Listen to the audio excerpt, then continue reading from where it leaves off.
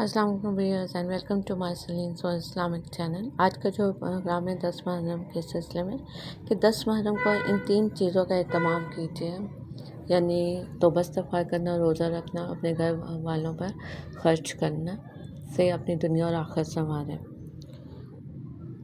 10 توبہ استغفار کا اہتمام کیجیے۔ نبی کریم صلی اللہ علیہ وسلم نے فرمایا، محرم اللہ تعالیٰ کا مہینہ ہے، اس میں ایک دن 10 محرم ایسا ہے جس میں اللہ تعالیٰ نے ایک قوم بنی اسرائیل کی توبہ قبول فرمائی تھی، اور اس دن اللہ تعالیٰ دوسری قوموں کی توبہ بھی قبول فرمائے گا۔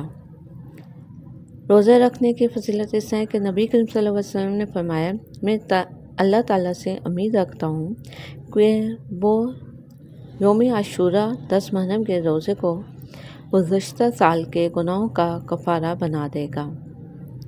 اسی طرح ہے کہ اہل و عیال پر فراغ دلی سے خرچ کرنا۔ نبی کریم صلی اللہ علیہ وسلم نے فرمایا، جو شخص عاشوراء یعنی 10 محرم کے دن اپنے اہل و عیال پر فراغ دلی سے خرچ کرے گا، اللہ تعالیٰ اس کے رزق میں سال بھر کی کشادگی عطا فرمائے گا۔